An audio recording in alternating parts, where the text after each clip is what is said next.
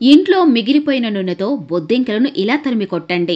ఎలుకలు కూడా పోతాయి. పూరి పకోడాలు వేయించిన తర్వాత మిగిలిన నూనెను పారవేయటానికి బదులుగా మీరు దాన్ని అనేక విధాలుగా ఉపయోగించవచ్చు. నూనె నలుపు రంగులోకి మారినా కూడా దాన్ని వాడకూడదు. అలాంటి నూనెను పారబోస్తారు ఎంతో మంది. నిజానికి ఇలా మిగిలిపోయిన నూనె మీకు కూడా బాగా ఉపయోగపడుతుందని తెలుసా? మిగిలిన నూనెను పారబోసే బదులు దాన్ని తిరిగి ఉపయోగించి ఇంట్లో ఉన్న బొద్దింకలను ఎలుకలను తరిమివేయవచ్చు. ఇంట్లో సరైన పరిశుభ్రత లేకపోతే బొద్దింకలు అనేక రకాల కీటకాలు సంచరిస్తూనే ఉంటాయి. అంతేకాకుండా ఎలుకలు కూడా తరచూ ఇళ్లలోనే మకాం వేస్తుంటాయి. మురికిని వ్యాప్తి చేయడంతో పాటు అనేక రకాల వ్యాధులను కూడా వ్యాప్తి చేస్తాయి. వాటిని వదిలించుకోవడానికి మిగిలిపోయిన నూనె ఉపయోగపడుతుంది. ఇందుకోసం స్ప్రే బాటిల్లో మిగిలిన నూనె కొద్దిగా కిరోసిన్ కలపాలి. ఇప్పుడు దీన్ని ఇంటి మూలలు తలుపులపై స్ప్రే చేయండి. ఇది చిన్న కీటకాలు, దోమలు, ఈగలు, చీమలు, బొద్దింకలు, ఎలుకలను కూడా మీ ఇంటి నుండి దూరంగా ఉంచుతుంది. మిగిలిన నూనెను పారవేయడానికి బదులుగా మీరు దాన్ని కందెనగా ఉపయోగించవచ్చు. పాత కిటికీ తలుపులు తరచూ జామై శబ్దం చేస్తాయి. పాత యంత్రాల విషయంలోనూ ఇదే జరుగుతుంది. ఈ సందర్భంలో మిగిలిన నూనెను కందెనగా వాడవచ్చు. ఇది సౌండ్ ను తగ్గిస్తుంది, బాగా పనిచేస్తుంది. వేస్ట్ ఆయిల్ ను పాలిష్ చేయడానికి కూడా ఉపయోగించవచ్చు. పాత చెక్క ఫర్నిచర్ ను పాలిష్ చేయవచ్చు. దీనికోసం ఇంట్లోని పాత చెక్క ఫర్నిచర్ పై గుడ్డ లేదా బ్రష్ సహాయంతో పలచని నూనె పొరను పూయండి. ఫర్నిచర్ లోకి బాగా